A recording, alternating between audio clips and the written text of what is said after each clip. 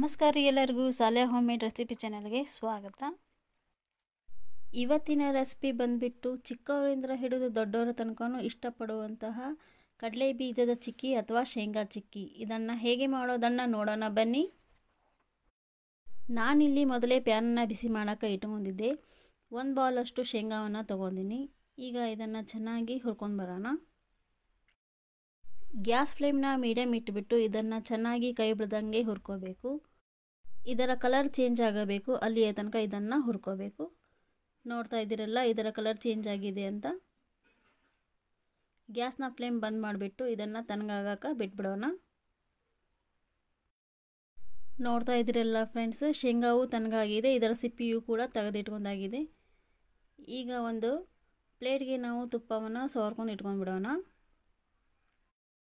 ಈಗಲೇ ಯಾಕೆ ತುಪ್ಪವನ್ನು ಹಚ್ಕೊಂಡು ಇಟ್ಕೊಳಕೋತೀವಿ ಅಂದರೆ ಕಡಲೆ ಬೀಜದ ಪಾಕ ರೆಡಿ ಆದ ತಕ್ಷಣ ಇದಕ್ಕೆ ಹಾಕೊಳ್ಳೋಕೆ ಈಸಿ ಆಗುತ್ತೆ. ಅದಕ್ಕೆ ನಾವು ಯಾವ ಅಳತೆಯಿಂದ ಶೇಂಗಾ ತೊಗೊಂಡಿದ್ವಲ್ಲ ಅದೇ ಅಳತೆಯಷ್ಟು ನಾವು ಬೆಲ್ಲವನ್ನು ತೊಗೊಳ್ಳೋಣ.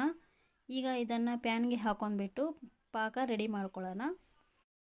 ಪಾಕ ರೆಡಿ ಮಾಡೋಕೆ ಒಂದು ಸ್ವಲ್ಪ ಹನಿಯಷ್ಟು ನೀರನ್ನು ಹಾಕೊಂಡ್ಬಿಡೋಣ. ನೋಡ್ತಾ ಇದ್ರಲ್ಲ ಫ್ರೆಂಡ್ಸ್, ಬೆಲ್ಲವು ಕರಗ್ತಾ ಇದೆ ಅಂತ.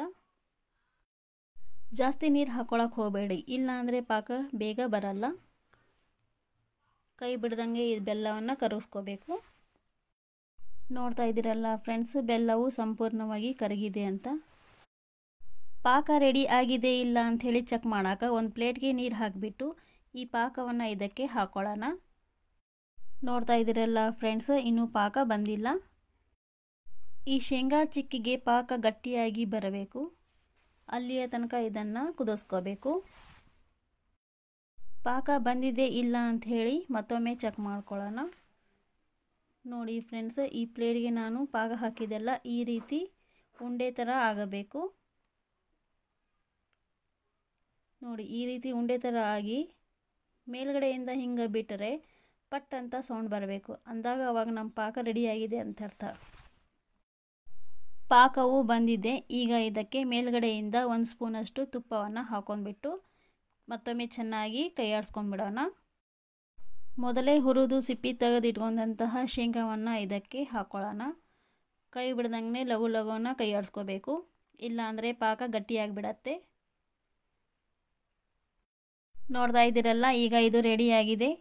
ಮೊದಲೇ ನಾವು ಒಂದು ಪ್ಲೇಟ್ಗೆ ತುಪ್ಪವನ್ನು ಹಚ್ಚಿಟ್ಕೊಂಡಿದ್ವಲ್ಲ ಆ ಪ್ಲೇಟ್ಗೆ ಇದನ್ನು ತಕ್ಕೊಂಡ್ಬಿಡೋಣ. ಬಿಸಿ ಇರುವಾಗಲೇ ಇದನ್ನು ತಕ್ಕೋಬೇಕು, ಇಲ್ಲಾಂದರೆ ಪಾಕ ಗಟ್ಟಿಯಾಗಿಬಿಡತ್ತೆ. ಬಿಸಿ ಇರುವಾಗಲೇ ಇದನ್ನು ಒಂದೇ ಸಮನಾಗಿ ಸ್ಪ್ರೆಡ್ ಮಾಡ್ಕೋರಿ, ಇಲ್ಲಾಂದರೆ ಆಮೇಲೆ ಗಟ್ಟಿಯಾಗಿಬಿಡತ್ತೆ. ಈಗ ಇದನ್ನು 10 ರಿಂದ 15 ನಿಮಿಷ ತಣ್ಣಗಾಗಕ್ಕೆ ಬಿಟ್ಬಿಡೋಣ. ನೋಡ್ತಾ ಇದ್ದೀರಲ್ಲ ಫ್ರೆಂಡ್ಸ್, ಈಗ ಇದು ತಣ್ಣಗಾಗಿದೆ. ಈಗಲೇ ಇದನ್ನು ನಮಗೆ ಯಾವ ಶೇಪ್ ಬೇಕಲ್ಲ ಆ ಶೇಪನ್ನು ನಾವು ಕಟ್ ಮಾಡ್ಕೋಬೇಕು. ಸ್ವಲ್ಪ ಬಿಸಿ ಇರುವಾಗಲೇ ಕಟ್ ಮಾಡ್ಕೋಬೇಕು, ಇಲ್ಲಾಂದರೆ ಆಮೇಲೆ ಕಟ್ ಮಾಡೋಕೆ ಬರೋದಿಲ್ಲ. ನೋಡ್ತಾ ಇದ್ದೀರಲ್ಲ ಫ್ರೆಂಡ್ಸ್, ನನಗೆ ಯಾವ ಶೇಪ್ ಬೇಕಲ್ಲ ಆ ಶೇಪನ್ನು ನಾನು ಇದನ್ನು ಕಟ್ ಮಾಡ್ಕೊಂಡಿನಿ. ಈಗ ಇದನ್ನು 4 ರಿಂದ 5 ತಾಸು ರೆಸ್ಟ್ ಮಾಡೋಕೆ ಬಿಟ್ಬಿಡೋಣ.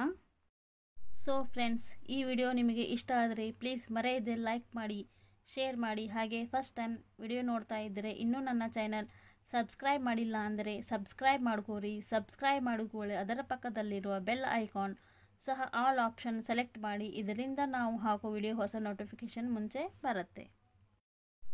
ನೋಡ್ತಾ ಇದ್ದೀರಲ್ಲ ಫ್ರೆಂಡ್ಸ್, ಶೇಂಗಾ ಚಿಕ್ಕಿಯು ರೆಡಿಯಾಗಿದೆ ಅಂತ.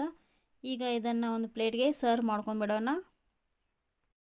ಸೊ ಫ್ರೆಂಡ್ಸ್, ಈ ವಿಡಿಯೋ ನೋಡಿದ್ದಕ್ಕೆ ಧನ್ಯವಾದಗಳು. ಮತ್ತೆ ಭೇಟಿಯಾಗೋಣ ಇನ್ನೊಂದು ರುಚಿಕರವಾದ ರೆಸಿಪಿಯೊಂದಿಗೆ. ಅಲ್ಲಿವರೆಗೂ ಬಾಯ್ ಫ್ರೆಂಡ್ಸ್.